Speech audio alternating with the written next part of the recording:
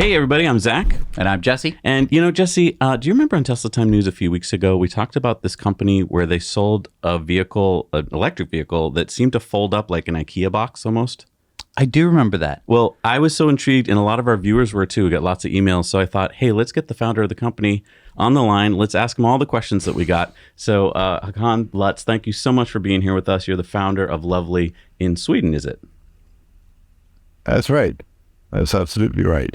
So it looks like you've actually got the Luvly vehicle right behind you there. That's the real thing. Looks good, doesn't it? It looks lovely. I thought it would be. Yeah, it's lovely. I thought it would be nicer than the ordinary backdrop. Nice. So yeah, it was very intriguing to hear about your plans. Can you tell us what sets you guys apart with your EV? One of the major problems with the electric vehicles today is that they tend to be electric cars, and they tend to want to be sustainable, but producing a 2-ton vehicle is never really going to be sustainable, right?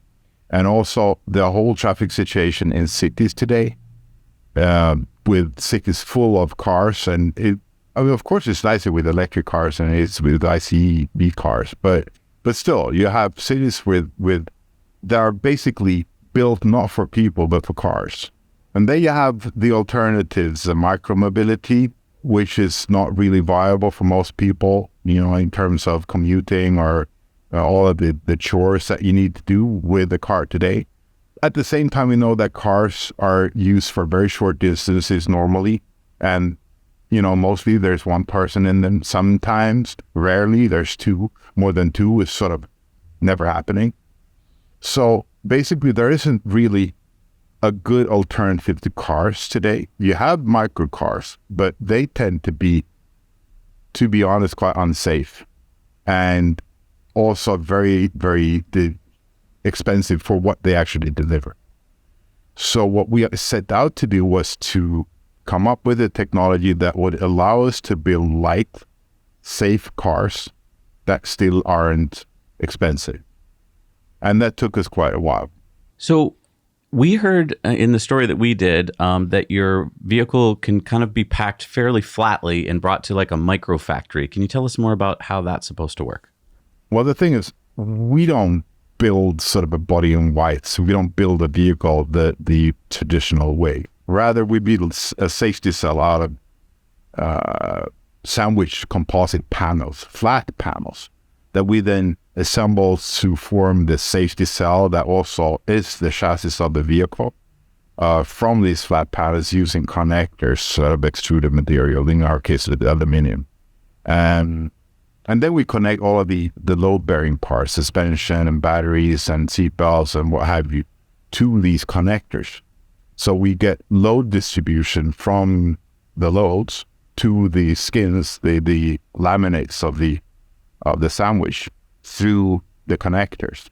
As we do that, the whole structure is glued together, which means that we can distribute the chassis as flat panels. We crash-proof the structure with plastic foam blocks.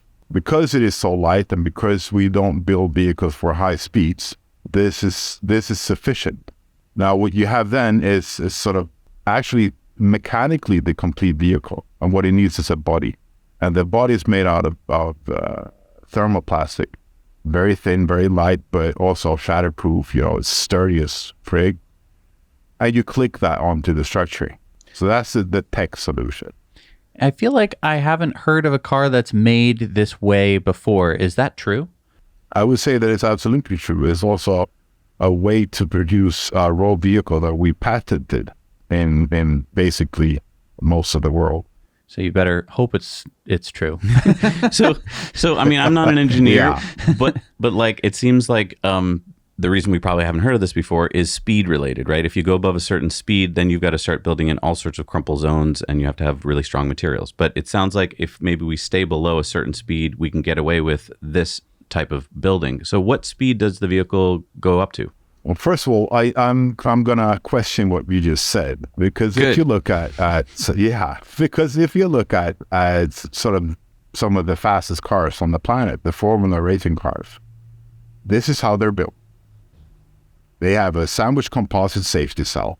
And then they have outside of that, these crumble zones. They're separate from the chassis, unlike they are in a vehicle where the chassis is, also the crumble zone. So the safety cell is made to stay intact. It will not deform in case of a crash. Only the separate crumble zone will. And Formula racing cars are considered to be some of the safest road vehicles there are. Now, what we've done is that we've simplified that type of construction for slow speeds in order to be made cheap. Yeah. So, like the basic structure is really a sound thing. It's just been very difficult to make it cheap as well. Well, but let's talk about speed for a minute, because you mentioned that your vehicle is going to be traveling at lower speeds than probably something that you drive on a highway. What speed would it be limited to, and is it regulatorily limited, or could it drive faster if you drove it into some kind of country that didn't care how fast it went? Yeah, well, of course, I would myself, I would definitely, if we look at the Luvly, I would reconstruct it if it were to go faster than the 90 kilometers an hour that it's allowed to do in Europe, for example. I wouldn't say that the tech is limited to slow speeds, but since we know that in city traffic, speeds are very slow normally, and also in commuting, speeds are relatively slow. We haven't found a reason to on the opposite, we've basically just realized that what we need to do is to deliver a vehicle that is good enough at these slow speeds. You kind of shocked me right there, because I was expecting you to say like 40, 45 kilometers an hour. When you said 90 kilometers an hour, and my little brain did the calculation into miles, which is the way I think, and it's 55 miles an hour. I'm like, oh, wait a minute. That's not highway speeds maybe, but that's enough to get you onto a parkway and to get you around, Manhattan, for instance. So, because I'm used to these little cars being, I think it's L6 in Europe. Mm-hmm. So what, do you fall under some designation in Europe? L7. L7? Oh, well, L7. So L7, okay. Yeah, exactly. Yeah. And the reason basically is, L6, we could make excellent L6s, but people hate them. And I think for good reasons, because, normally 45 is enough. That's what an L6 is allowed to make, yeah. And, that would work in most situations, but when it's not enough, mm-hmm. It is really a nuisance, yeah. Mm-hmm. So you need to be able to, as you say, jump on a highway for a short distance. And in those cases, 55 is good enough, mm-hmm. These are not vehicles that are made to go 55 for prolonged periods of time or long distances. But, you jump on, you jump off. That's what it's good for. That's really interesting, because Jesse and I have been talking about this for a long time. There's this L6 it doesn't really get you there. If you're going 25 miles an hour on most streets, people are going to pile up behind you and honk at you. And it's just not going to, it's fine for downtown, some city where you really can't move fast at all. But you're right. There are plenty of times where, even if you're in Manhattan, where you're going to want to jump on the parkway for 10 blocks and, go 45 miles an hour. So talk to me about how hard is it to homologate a vehicle like this? If you have to get to the higher standard of L7, is there a lot more like crash testing involved? There's actually no crash testing involved, which I think is a major problem, really, because these vehicles are considered to be sort of quadricycles. So, and a motorcycle would be ridiculous to crash test. There is no chromosome, there is no safety, and yet, we're seeing a development of the market where it's obvious to most of the analysts that there's going to be plenty of these vehicles. McKinsey estimates the market to be in the range of $300 million yearly. $300 billion yearly. It's a big market. We're going to see many vehicles like these on the streets. And I'm sorry to say, most of them are not going to be safe. Now, let's talk about your car being electric for a minute. Are there a lot of L7 gas-powered vehicles, or can they even be gas-powered in Europe? Yeah, they can. Are there many of them, or yeah. There are? L7s, no. Okay. L6s, yes. Yeah.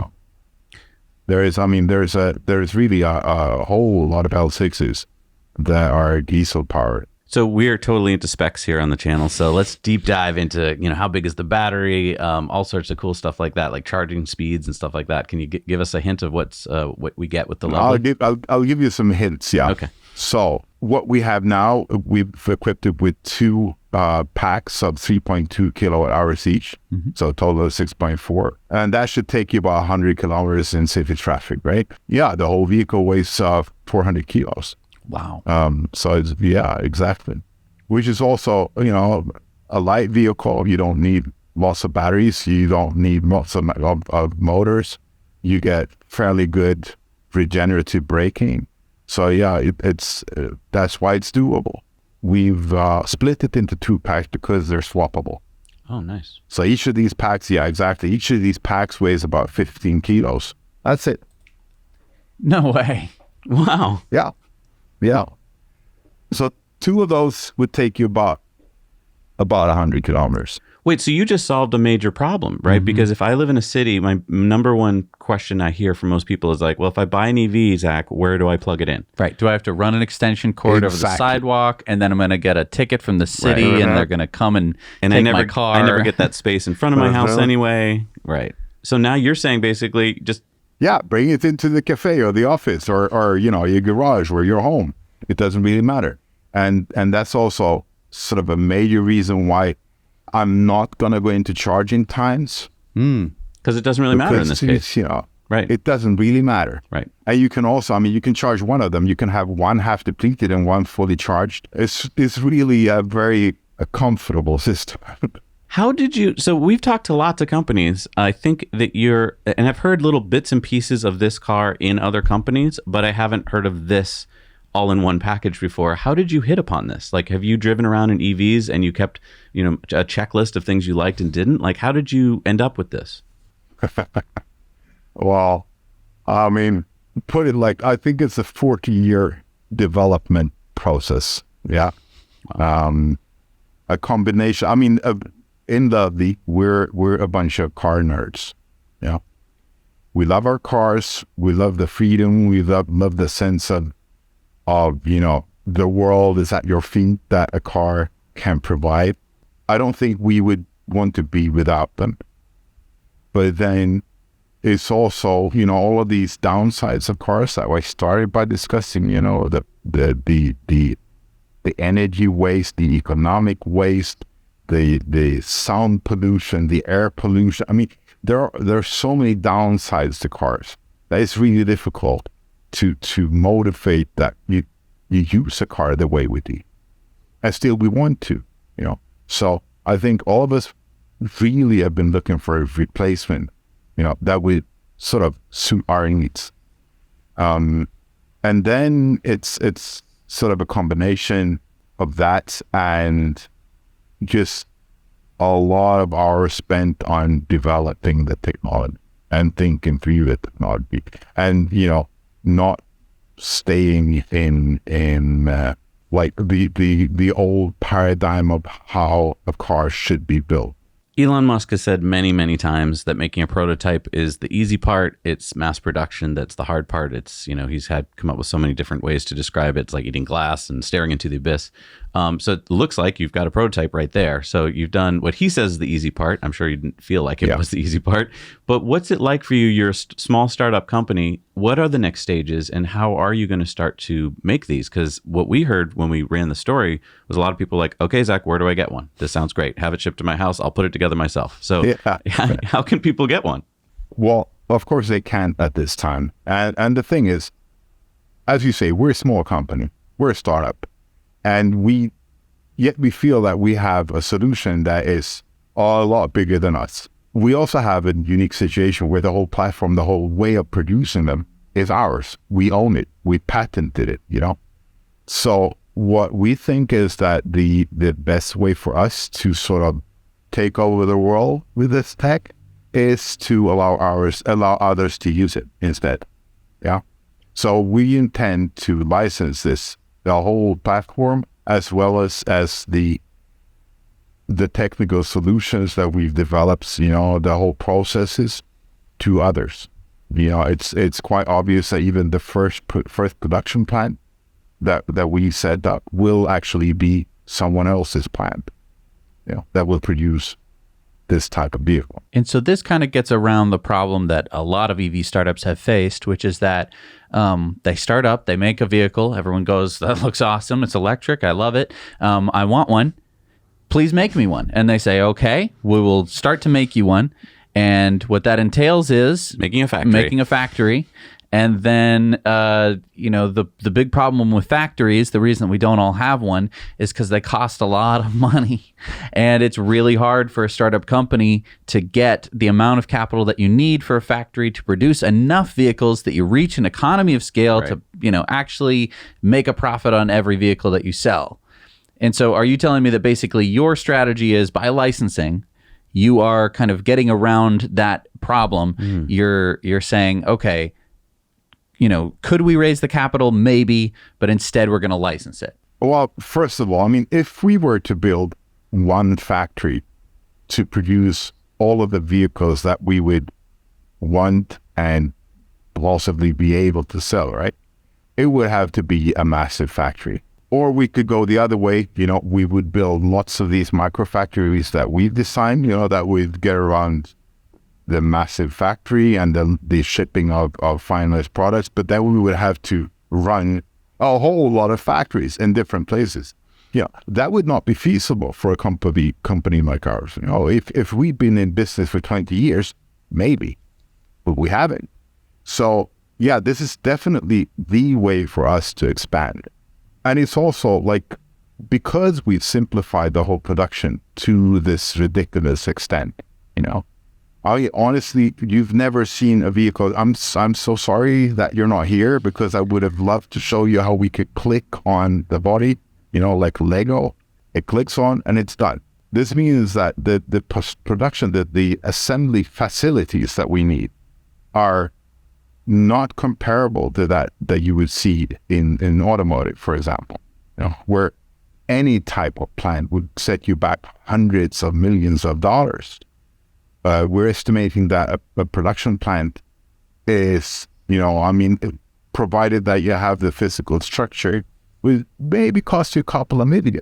Because you're basically saying you don't need specialized robot arms and stuff like that. That it sounds like it's more like just put things together.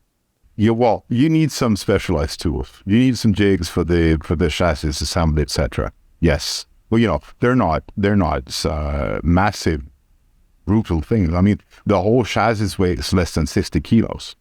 You can have two guys carrying it around if you want to. So what is the future? Do you think it's going to be a manufacturing company that isn't really making cars right now but sees the future in this? Or do you think it's going to be a big car company that sees the future in this? I think that technology like ours enables producers in industries that are traditionally not even close to automotive to enter into what is effectively the new automotive, right? So it's IKEA. You're saying IKEA is going to... So I'll pick up my bed, I'll pick up my dresser, and I'll pick up my Luvly. I see. Well, put it like this. No one would be happier than I if IKEA would pick it up. It would fit. I just want to say, I was at IKEA the other day. I got myself a whole slew of Billy bookcases. So you think this will fit in the back of the truck? It would fit on the showroom. It would fit, in the garage downstairs. You'd go and you'd pick it up.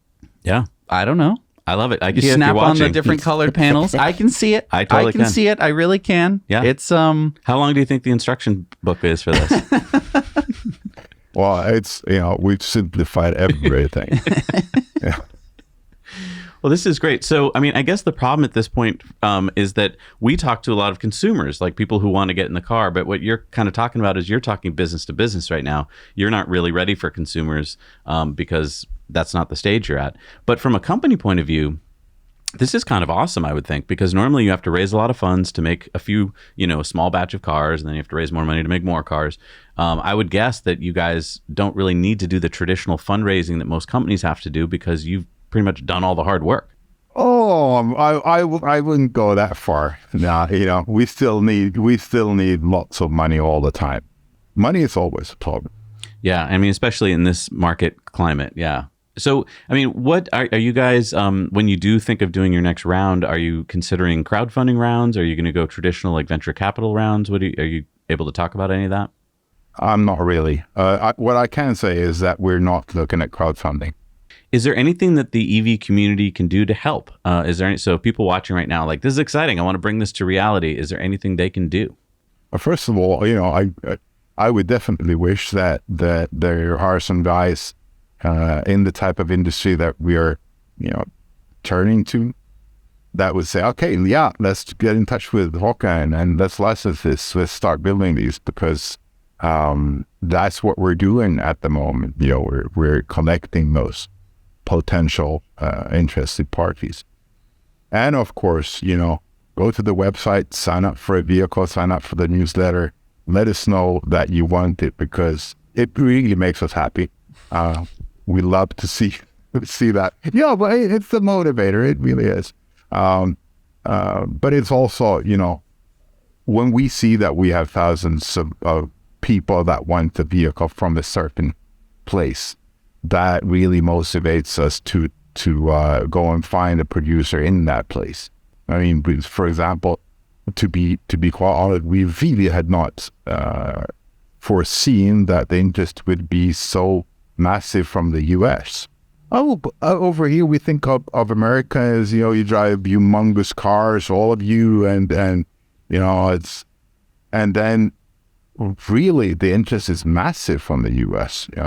It's surprising. We're very happy to see that, really. I mean, I really think that cities like New York could be transformed by a vehicle like this. I definitely agree. And I think that there's lots of places in the US that I feel like are starting to get some burnout in terms of the car centricity of them, where you realize, oh, I can't walk to the store even if I really wanted to. Or a lot of people have been, getting into e-bikes and then, realizing, that one bike path that I used to like to bike on isn't really long enough for my e-bike anymore. And I want to go visit other towns and stuff like that. And there's no way to get there. And I'm going to be traveling on the side of a highway. Right. And I feel like they want something that's in between, a giant SUV and an e-bike, right? And a sedan. It's just a small SUV if you really Still think hard about to park, it, and stuff like that. And I feel like that we are kind of turning this corner where we have the ability to have these smaller vehicles that fit along the spectrum between, a massive car and an e-bike.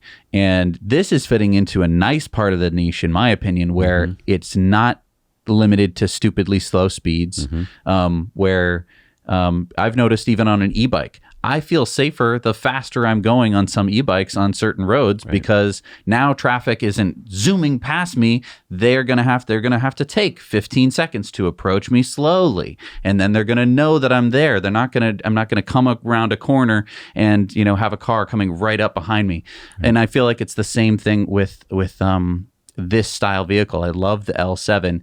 I wish that there was Well, you're treated like a vehicle on the road, which is nice. You are safe. Like, it is different than an e-bike. And I hope that the United States starts to adopt some more classifications that are a bit more friendly. I know that we have the NEV standard, which is limited to 25 miles an hour, which is just, but that's just a bit too slow. But that's a good question, though. If this were to come to the United States, where would it fall, and how would it be structured into our system? I honestly don't know. From our perspective, the U.S. system is really difficult to navigate. So we've just set that aside for whomever will produce them for the U.S. market. That's really, and of course, we've also developed a platform which is super adaptive. It's really super simple to come up with a new vehicle, to construct a new vehicle, to design a new vehicle. The tools are simple and cheap for manufacturing. So, if the legal system in a certain market would force you to construct a three-wheeler, that's what someone will have to do. our platform is not the problem in that case, And I agree, the neighborhood electric vehicles that you mentioned, they seem to be super popular, but they're really silly slow. And I feel like it is important. There's always this kind of this thing where the first either person or place that does something makes it easier for everywhere else to adopt it. I feel like we haven't seen that many L7 vehicles, even in Europe, in my opinion, electric L7s. And I think that means that in the United States, we don't see any L7s. And, there are L6s and L6 and NEVs. They're basically the same thing. And so you can kind of, they're the same thing. But again, they don't scratch the itch for most Americans of going to be able to go faster than 25 miles an hour. And I feel like once Europe starts to adopt L7s, and we can either go start visiting Europe, or we can start to see stories of Europe of like, this is a style of vehicle. It fits really well into these categories. Then I feel like we can start working on our legislators to be like, why do we have only NEV? Why don't we have a faster speed quadricycle class? It reminds me in the 80s of when Japanese cars came to the United States. And for most Americans, they were like, what the heck are these little things? And then people are like, hey, they're way more gas efficient. They do what you need. And so Americans started buying these little cars. We didn't have those before. Right. And I feel like this is just an extension of that, where it's like, no one's ever experienced this, so they don't know they want it. And I think that also from an American perspective, there might always be that family SUV or minivan or pickup truck. And, there'll be one for the family, and it can hold, the whole family and half of their stuff. But you're not going to take that vehicle every day, or at least not every single person needs to have one of them. And that's true. You already see that. Many people, many families, there's going to be the one big vehicle, and then there's going to be the smaller vehicle for the other people in the family who don't need to be carting around a whole bunch of stuff all the time. Right. So the smaller sedans and stuff like that. But even a, even a compact sedan is far more expensive to fuel and maintain than something like a Luvly. Well, let's get into price. So let's get into roughly what you think it might cost, and then also just to fuel it. We've set a price of 10,000 euros, which is something like, it's closer to $10,000 as well, right? Yep. We think that is probably on the high side when we've produced a few. In a few years, I'm certain that we will be able to shave quite a bit off of that price. But, we still think that we deliver quite a lot for the 10 grand. So it seems a decent price for now. Well, when it comes to the range that you're talking about for this vehicle, I mean, I paid around $9,000 for my Nissan Leaf. Used, right? Very used. And I mean, I love my Nissan Leaf. It's a great car, but it MSRP'd for $35,000. And it gets the same range. And why do you think it dropped in value so quickly? It's because it's worth about $10,000 used. Right. And I can definitely see why a Luvly would be $10,000. Yeah. And it's going to be even more efficient than my Leaf. Yeah, that's what we feel. But then, since we also want to contribute to our mutual planet and the world we live in, we would rather, continue developing the tech, making sure that we can sell as much as possible for as little as possible. It's another thing that we have in common with Ikea.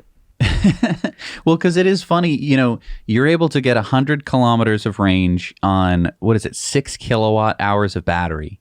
My Nissan Leaf has 22 kilowatt hours of battery.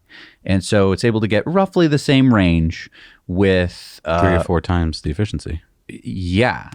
Or 1/3 or a quarter of the batteries used. Right. And much, much, much less weight. Now, of course, my Nissan Leaf can go 90 miles an hour on the highway, and I suppose I could crash it into a brick wall going 50 and maybe walk away. That's great and all, but at the end of the day, I don't really use it like that. No. Or at least I hope I don't use it like that. That's the whole point. That's the whole point. And, we also have to say that when we say you have a range of 100 kilometers. It's in the traffic situation it is optimized for. So if you go on the highway, you're not going to get 100K out of it, you know. And I won't out of my leaf not either. gonna happen. And then you asked me about the price, the charging cost, you know, and you know it all depends on the cost of electricity, of course. But you do the numbers yourself. 6 kilowatt hours is not expensive anywhere. Right. No. Yeah, it's a couple It's bucks to just charge as it. easy as that. Yeah. It's like less than a gallon Yeah. of gas. Yeah. It's actually about the same energy density as a gallon of gas, isn't it? Yeah. Kind of funny. That is kind of funny. So, I mean, if it weren't for the fact that we are here technologically in a place where we didn't even question you about like, well, can you even do this? Because of course we know you can do it now. Like, and you've been working on this problem, it sounds like, in your head for decades. Is it that we got to this spot now where we have batteries, we have motors, and like it all just kind of came together? Is that why you're able to do this? Yeah, to a large extent it is. When we started working on this, there were barely lithium batteries.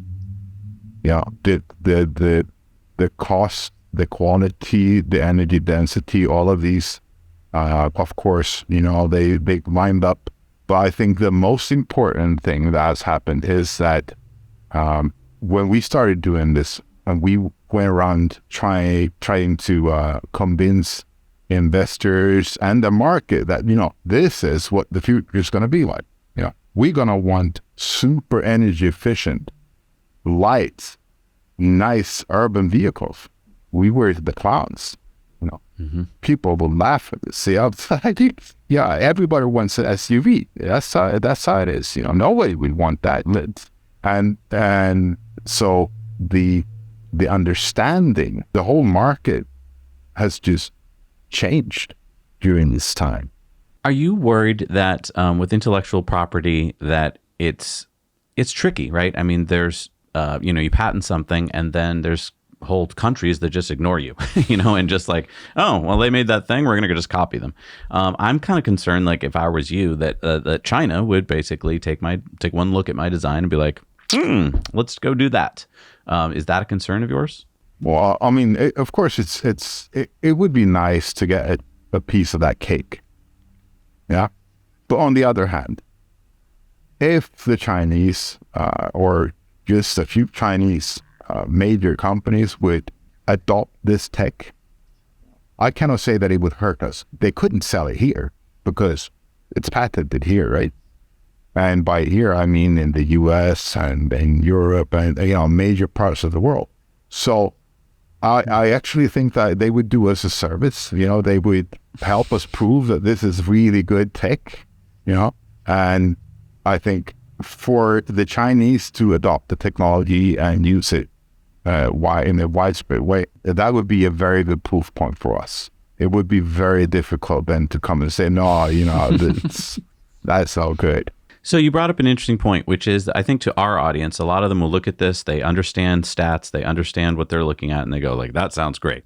But the bigger audience, the people who don't really understand EVs yet at all, probably need to get in one. And so is that a problem for you in that like it sounds like you're going to have to make a few of these and kind of do some actual butts and seats kind of demonstrations. Is that part of your plan, or are you just hoping that, you know, as people hear about it, they will talk about it with friends and they'll kind of spread the word that way? Well, I mean, yeah, of course, you know, we're dependent on word of mouth and, you know, the media, people like you, the word needs to get out there. We cannot ship vehicles to everybody who wants to try them. On the other hand, we also know that when we explain this to people, you know, you can understand it from an intellectual point of view. But when you come here and you sit down and you try it out, you know, it's a totally different experience. And of course, you're right. You know, we need to get them out physically to people as well. I think an important point is that the vehicle that you see behind me is not what Luvly is, you know. It's not that this is the vehicle, this is what Luvly is. You can build anything with what effectively is a Lego. And it might even be that, you know, on a certain market, you'll never see this vehicle. You see something else because the licensee on that market decides that no, a 3-seater would be more appropriate for this situation, or we would want a last mile delivery vehicle. So this is from our perspective a very good example of what we can do with the tech. A light bulb went off in my head right there when you said that, which is like, if I'm Amazon and I'm thinking about last mile delivery in some cities, I might want to talk to you about like, hey, let's build this very specific vehicle. It holds one driver. It has a lot more space for packages. And it doesn't have to look a certain way. It's just a utility vehicle. And we'd like it branded with Amazon Prime on the side and all that kind of stuff. I mean, it sounds like that could be something that would be really popular. Exactly. That's really cool. I didn't even think about that. I mean, you could make it into like a little mini pickup truck. You could make it into a little minivan, like all sorts of like delivery vehicle. I mean, if I was in, last mile delivery myself, like an, Uber Eats driver or something, driving around my Toyota Corolla where I'm just have lots of seats that I don't need, versus maybe something smaller with maybe a little refrigerated box or something, or a heated box, like that could be cool. And the fact that you have power on board to do that, that's really cool. Yeah. Of course, when we see power on board, if you have a refrigerated box, that takes a lot of power. If you had a heated box, that takes a lot of power. But luckily, with the system that we have, we can just stack in more of these packs, and also, of course, heating, there are other opportunities to heat a compartment than just using batteries. So yeah, definitely. Well, and I want to get onto the battery point. Just one last little thing is, if you have swappable batteries, I know that this is actually a very doable thing where you could have battery swapping stations. Are you talking about like Gogoro? Yeah, I mean Gogoro they've opened in Taiwan. They're doing. They're in the Philippines and in China. They're in many. They're going into India now, and they have been setting up thousands of battery swap stations with batteries not very dissimilar to yours, where those are for mopeds. But you could very easily have a very similar system to that. And that would relieve a lot of the range anxiety that I think a lot of people face when they think of, 100 kilometers. They think, I can only go 100 kilometers, but then if I want to come back, then that's actually only 50. And so, But once you can start to think, okay, well, I'll just stop at the battery swapping station for 2 minutes, pull out my 2 batteries, put 2 new ones in, or just, take out the one that was drained and pop in a new one. You can very quickly, this is a go anywhere kind of car. Yeah. Now, are you going to be taking it on the highway? Probably not, but you don't need to. There's many places. I love back road driving where I'm taking, I'm rarely going above 45. Right. And for all these food deliveries, they're all just doing the same route every day within a city. Exactly. And if a couple of those restaurants have battery swap stations, you're in business. And it's not as much infrastructure as a fast charger. No. A fast charger has to draw hundreds of kilowatts from the grid, and I bet a battery charger could draw like 5. Or be solar powered. Exactly. Yeah. It sounds like we want to go into business with I know. It's Yeah, no, that's also something that I don't think we will ever do, but we would love to see solar powered swapping stations. And, that wouldn't make sense for cars because, one of these swapping stations, one of these solar panels would probably not even supply enough energy to charge a car. But you could charge quite a few of these. So, and I guess, Gogoro would probably be into that as well. Their favorites are ours. So, I think they're doing a beautiful thing. And of course, we've settled for this size of battery pack now because they're, sort of as big as we can make them without them being too big. 15 kilos is, I'm not the smallest guy, and for me it's not a problem, but we've had some small ladies here handling them and they shouldn't be a lot bigger. But on the other hand, it's really, it's nice to have enough juice in the pack, so you don't have to handle all of these, if we had 6 battery packs to deal with, No, that would have been cumbersome. I mean, I feel like we have to go to Sweden and we have to get in that thing and we have to drive it around and tell people about it. I think so. I think you're right. All right. Well, we'll have to add that to the list. You Thank most you. will. Well, it's been a lot of fun talking to you today. I'm really excited about what your company is doing. It's really great to see it like right there behind you and to hear all the cool stats about it. Yeah, we should check in with him like in a year and see like what's going on. And maybe during that time, we can get out there and actually drive it around. Yeah, I can't wait to pick mine up at Ikea. Good. Yeah, it was a pleasure talking to you.